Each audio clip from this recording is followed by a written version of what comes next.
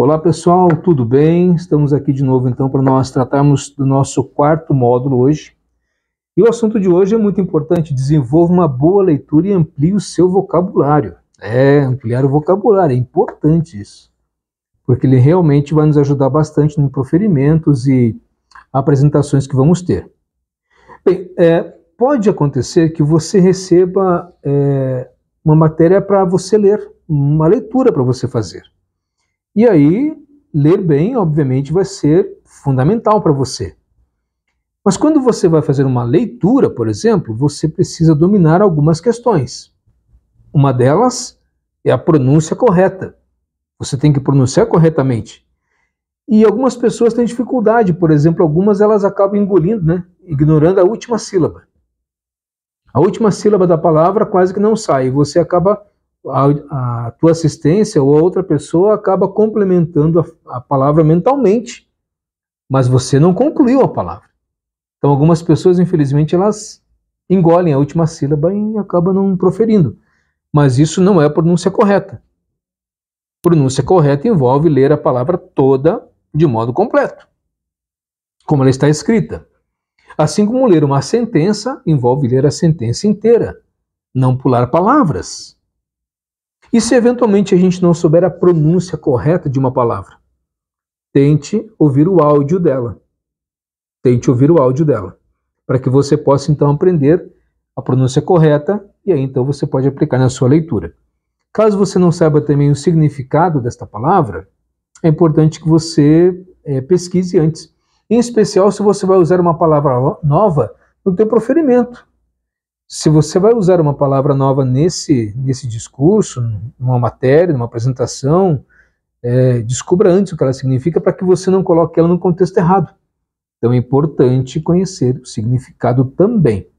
Como você pode perceber aqui brevemente nesse começo de assunto aqui, você aumentar o vocabulário, você ter pronúncia correta, envolve preparação. Sim, você tem que se preparar para que você consiga transmitir ideias e não somente palavras. Então, para você transmitir ideias, você tem que compreender todo o contexto aqui, o que realmente ali está significando, tá bom? Bom, para isso você precisa, nessa sua preparação, você tem que ler essa matéria antes. Você tem que ler. Identificar o grupo de ideias. Quando você entender isso, você consegue, seja proferir ou ler para alguém, uma assistência, você consegue ler de acordo com o sentido correto. Tá? Então, passa muito pelo conhecimento da matéria o teu sucesso no proferimento, na leitura que você vai fazer. Tá bom? Vamos usar aqui um exemplo. Se você estiver falando de um produto, das suas características, números de consumo, você vai ter ali um bloco de sentenças, para você fazer a leitura daqueles dados. Então você tem que tentar ler como se fosse um bloco de sentença mesmo, não ficar intercortando a informação.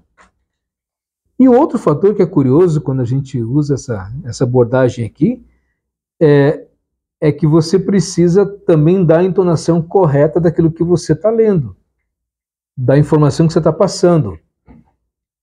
Exemplo, se você estiver falando que vocês bateram a meta esse ano na empresa, que tal produto vendeu muito bem, isso é uma entonação de empolgação, né? Pessoal, batemos a meta, então olha, tal, vai seguir ali a explicação daquele relatório. Bom, o inverso é verdadeiro, né? Se não bateu a meta, você vai acabar colocando num outro tom, mais sério, mais contido, né? Olha, embora a gente teve todo o esforço, tal, mas esse ano a gente realmente ficou abaixo da meta em X% e tal coisa. Você não vai poder usar uma expressão diferente dessas, né? Ó, pessoal, não batemos a meta. Não tem como, né? Então, é preciso ter conhecimento da informação e dar a entonação certa. Mas você precisa conhecer o contexto e o assunto em pauta. Por isso que a preparação realmente é importante.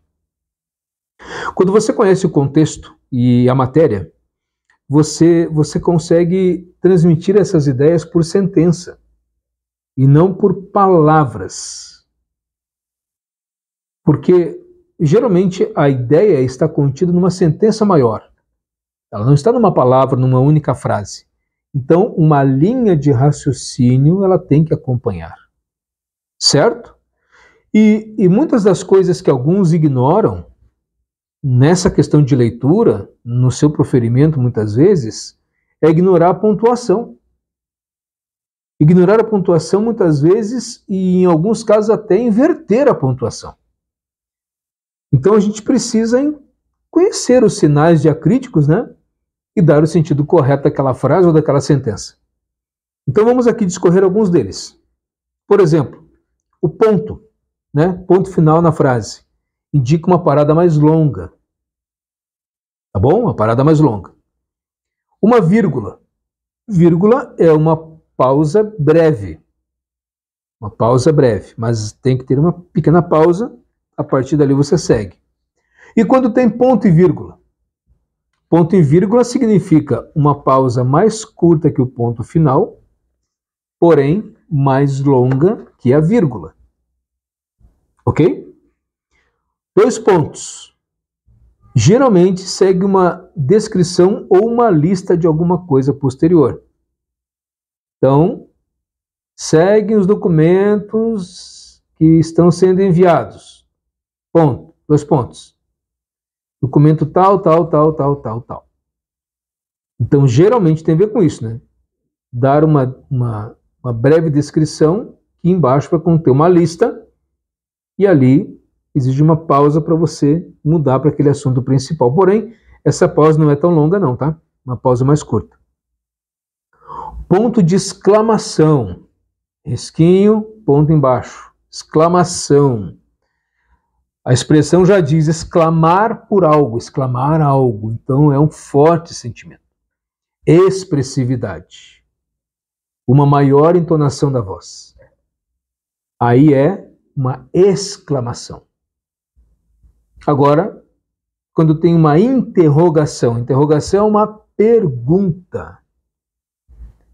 Geralmente aqui você pode usar um tom mais alto ou dar uma inflexão maior no tom da sua voz no final daquela frase que tem o ponto de pergunta.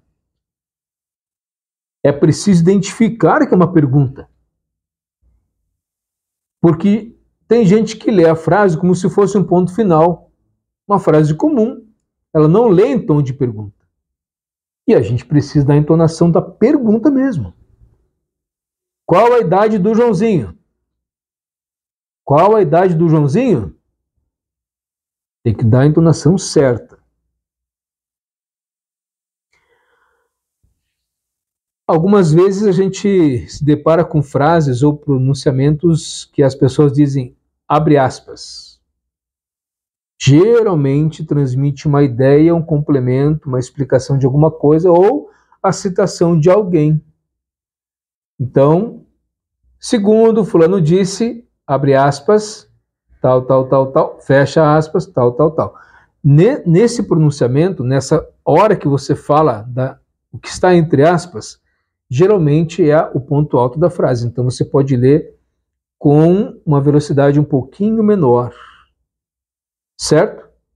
Pode ser lida com uma velocidade menor, fecha aspas e segue o complemento da frase. Travessão. Aquele travessão pode indicar mudanças no tom da voz e aí, geralmente, ele transmite uma ideia posterior de voz mais suave. Ela vem numa velocidade, ela vem numa entonação e aí depois do travessão é um complemento mais curto ou mais suave. Uma voz um pouco mais suave. Bom? Parênteses e conchetes. Também pode conter complementos.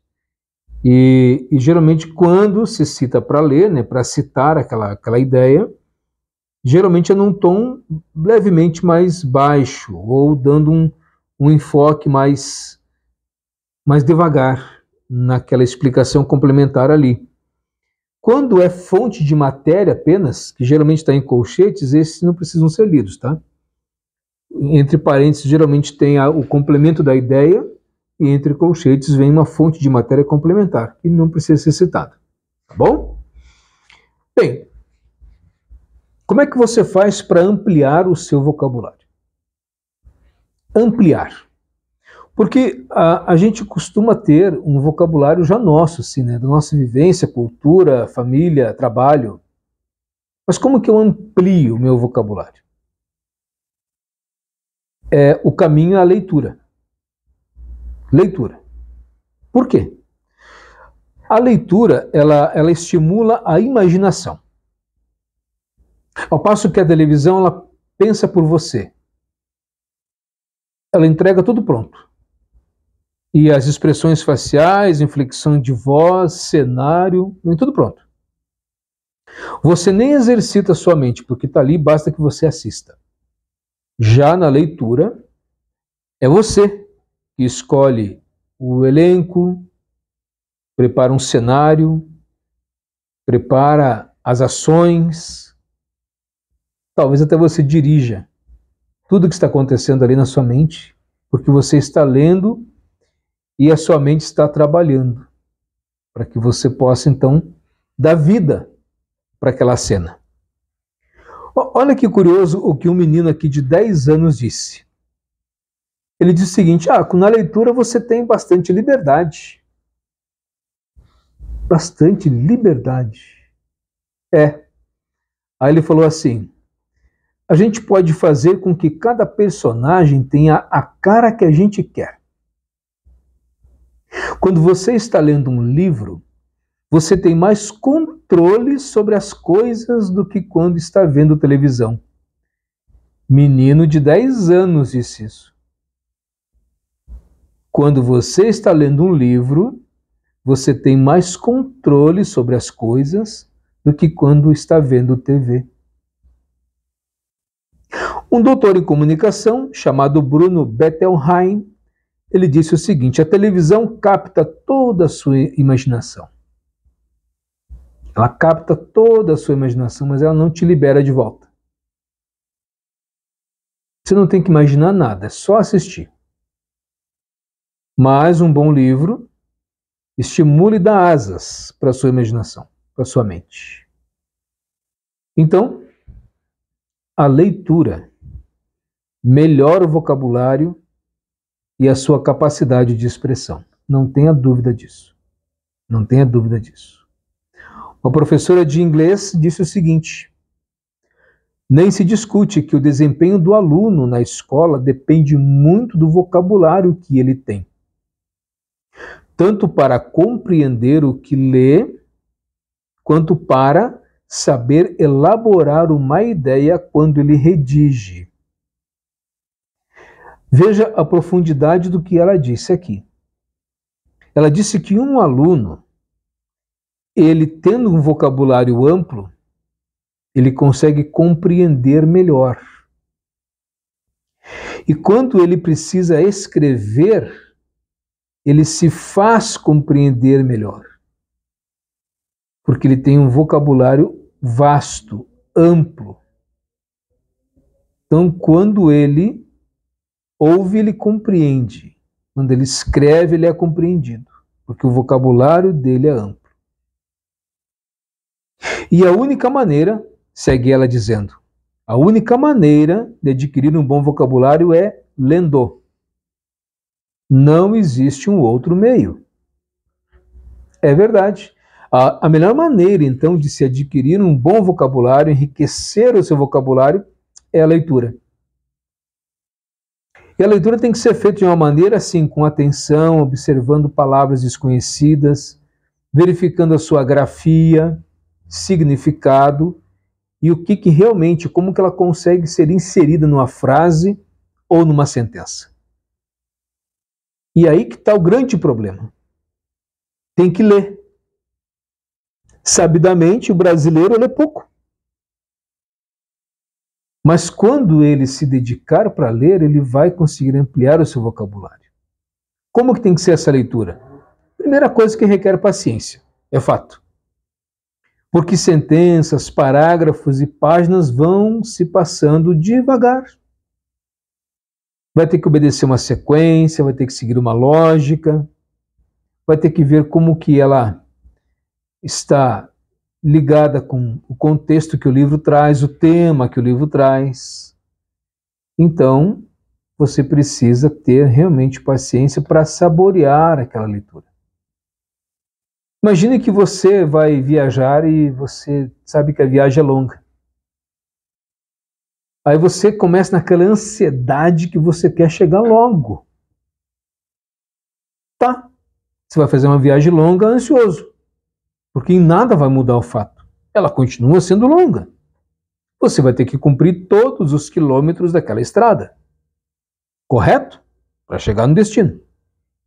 Logo, se você pegar um livro de 240 páginas e simplesmente devorar numa leitura dinâmica, ok, você leu. Você leu. Você pode bater no peito e falar, não, eu li. Mas qual foi o proveito que você tirou daquela leitura? O quanto ela contribuiu para você como pessoa, como indivíduo, e o teu vocabulário aumentou alguma coisa? Talvez você diga, nem lembro o que li. Exato. Por isso que cada leitor deve respeitar o seu próprio ritmo, ele tem que tomar tempo para interpretar o que ele está lendo, avaliar, refletir. A leitura é um processo de decodificação. Você lê e processa, lê e processa. E isso envolve, sim, desenvolvimento, paciência. Você vai ter que ter esse jogo de cintura sabendo que é para o teu benefício. Mas percebemos até aqui que a leitura, de fato, então, ela contribui muito para o desenvolvimento do nosso intelecto. Formação de ideias, formação de sentenças, e que, de fato, a leitura enriquece o nosso vocabulário. Mas uma outra maneira de tornar a nossa apresentação mais atraente e até mesmo, por que não, charmosa, é o uso de um recurso chamado conjunções. Já ouviu falar em conjunções? Conhece isso? Vou dar aqui alguns exemplos. Palavras que a gente usa talvez de forma cotidiana, mas nunca nos apercebemos. Contudo, entretanto, adicionalmente, no entanto. Isso são palavras que a gente usa com certa frequência e a gente não percebe que elas são uma conjunção. Vamos dar um exemplo aqui.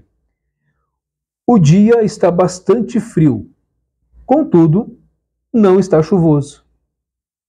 Qual é a ideia aqui? Está frio, mas, embora frio, não está chuvoso. Um outro exemplo. Realizamos um bom trabalho hoje.